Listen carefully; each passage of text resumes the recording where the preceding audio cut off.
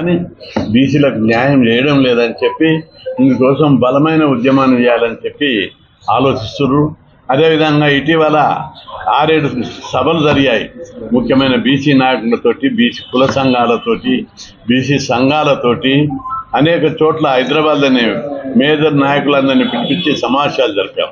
వాళ్ళందరూ కూడా 76 సంవత్సరాల స్వతంత్రం తర్వాత బీసీలకు ఏ రంగంలో కూడా న్యాయం జరగడం లేదు. అందుకే బలమైన బీసీ ఉద్యమాన్ని మన తెలంగాణ రాష్ట్రంలో నిర్మిస్తే తప్పనిసరిగా కేంద్ర ప్రభుత్వము, రాష్ట్ర ప్రభుత్వాలు అన్ని రంగాలలో విద్య, ఉద్యోగ, ఆర్థిక, రాజకీయ రంగాల లోపల మన వాటా మనకు లభిస్తుంది. స్థానిక సంస్థల్లో రిజర్వేషన్లు పెరుగుతాయి. అదేవిధంగా చట్టసభల్లో రిజర్వేషన్లు పెరుగుతాయి. అందుకే ఈ తరం తెలంగాణ ఉద్యమం అయింది. అనేక ఉద్యమాలు వచ్చాయి రాష్ట్రంలో. ఆ ఉద్యమాలన్నీ తెలంగాణలో పుట్టినాయి. తెలంగాణతో కోసం పోరాటాలు జరిగాయి. అవన్నీ ముగిసినాయి. ఇప్పుడు నెక్స్ట్ వచ్చేది బీసీ ఉద్యమం. అందుకే ఈ ఉద్యమాన్ని బలోపేతం చేయాలని చెప్పి అందరూ కూడా ముక్త కంఠంతో నినదిస్తున్న సంధికాలం ఇది. ఆ ఉద్దేశంతో రాజ్యసభ పదవి కాలం ఇంకా 4 ఏళ్ళు ఉంది. ఉన్నప్పటికీ కూడా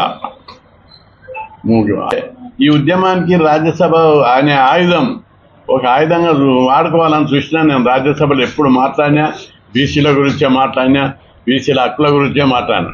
ఈ ఉద్యమం నిర్మిస్తే తప్పనిసరి కేంద్ర రాష్ట్ర ప్రభుత్వాలన్నీ దిగొస్తాయనే ఆశయంతో నా ముందు 2 ఆశయాలు ఉన్నాయి. ఒకటి, రాజ్యాధికారంలో వాటా. ఫస్ట్ డిమాండ్ అది. చట్టసభలో 50% రిజర్వేషన్లు సాధించాలి అన్ని రంగాల లోపల. ఇప్పుడు చూడు, ఈ రాష్ట్రం లోపల 121 సీట్లు అసెంబ్లీలు ఉంటే కేవలం 21 సీట్లు మాత్రమే బీసీలకు ఇచ్చారు. ఏ రాజకీయ పార్టీ కూడా బీసీలకు న్యాయం చేయలేకపోయింది. అదేవిధంగా అన్ని రాష్ట్రాల్లో ఇదే పరిస్థితి. ఇంకా మన రాష్ట్రంలో ఇంత బీసీ ఉద్యమం ఉన్నది. దీనికి భయపడి కూడా వాళ్ళు లోన్లు ఇవ్వడం లేదు, స్కీమ్లు ఇవ్వడం లేదు, బీసీ విద్యార్థులకు ఫుల్ ఫీజు రియంబర్స్మెంట్ ఇవ్వడం లేదు, ఉద్యోగాలలో కూడా నామినల్కి ఇస్తున్నారు. ఈ విధంగా బీసీలకు అన్ని అడుగున అన్యాయం జరుగుతుంది.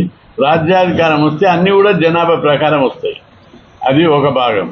రెండవ భాగం తీసుకున్నట్లయితే మన రాష్ట్రంలో నేను గత 50 సంవత్సరాలుగా పోరాడి హాస్టల్ చదువుకోవాలి, బీసీలు, ఎస్సీలు, ఎస్టీలు చదువుకోవాలని హాస్టల్ పెట్టాలని, స్కాలర్షిప్ స్కీమ్ పెట్టాలని, అదేవిధంగా గురుకుల పాఠశాలలు పెట్టాలని పోరాటం దశల వారీగా తీసుకొచ్చి దేశంలో ఎక్కడ లేని విధంగా మన రాష్ట్రంలో కూడా ఉన్నన్ని హాస్టళ్ళు, 2 తెలుగు రాష్ట్రాలు ఉన్నన్ని హాస్టళ్ళు, గురుకులాలు, ఫీజు రియంబర్స్మెంట్ పథకం ఈ దేశంలో ఏ రాష్ట్రంలో లేవు.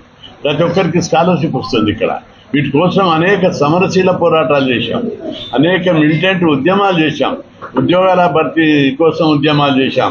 ఉద్యోగాలలో బీసీలు ఈరోజు 58% ఉన్నారు మొత్తం రాష్ట్ర ప్రభుత్వంలో. ఈ ఉద్యమాన్ని బలోపేతం చేయాలన్నారు. అయితే ఇక్కడ ఒక క్లారిఫికేషన్ కావాలి అందరికీ. ఎందుకు రాజీనామా చేసినావు అంటే పార్టీ రహితంగా ఉద్యమం జరపాలని. ఇప్పుడు ఉద్యమం ఎక్కువ బలంగా చేస్తే ఏదో ఒక పార్టీ వీళ్లకు ఎంకరేజ్ చేస్తుంది అనేటటువంటిది మచ్చ వస్తుంది. దాన్ని అరికట్టడానికి పార్టీలకు అతీతంగా ఉద్యమాలు చేపట్టాలని చెప్పి నిర్ణయం జరిగింది. కాబట్టి ప్రజలందరూ పెద్ద మనసుతోటి ఉద్యమాన్ని బలోపేతం చేయడానికి అందరూ సహకరించాలి. ఈ ఉద్యమం ద్వారా దేశవ్యాప్తంగా మన కులాల వారికి న్యాయం జరగాలి. చట్టసభలో రిజర్వేషన్లు రావాలి, ఎమ్మెల్యేలు కావాలి, ఎంపీలు కావాలి, సర్పంచ్లు కావాలి, ఎంపీటీసీలు, జెడ్పీటీసీలు కావాలి, అన్ని నామినేటెడ్ పోస్టులు వాటా రావాలి.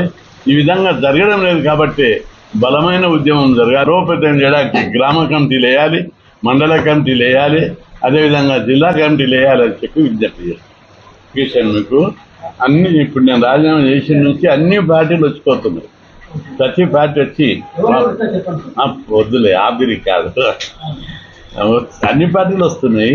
వచ్చి మాకు మీరు మద్దతు ఇవ్వాలి, మా పార్టీలకు రండి, మీకు ఉన్నతమైన స్థానం కల్పిస్తామని అడుగుతున్నారు. అయితే నేను సింపుల్గా బీసీ ఉద్యమాన్ని బలోపేతం చేయాలి. నా ముందున్న టార్గెట్ చట్టసభల్లో అసెంబ్లీ పార్లమెంట్ ఎన్నికల్లో బీసీలకు 50% రిజర్వేషన్లు సాధించడము నా జీవిత ధ్యేయం. అది సాధించడానికి ఎంతకైనా తెగించి పోరాడతా, ఏమైనా చేస్తాయని చెప్పడం జరిగింది. తర్వాత మేము మాట్లాడతామని వెళ్ళిపోయింది.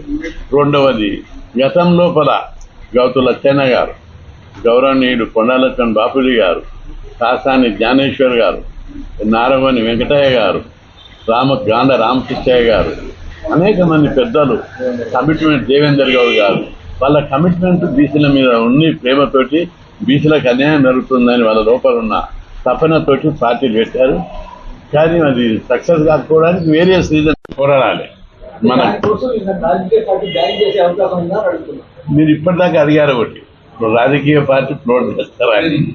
అన్ని అంశాలు పరిశీలనలో ఉన్నాయి, ఒత్తిడి ఉన్నది. మొన్న మల్లన్న కూడా వచ్చిండు.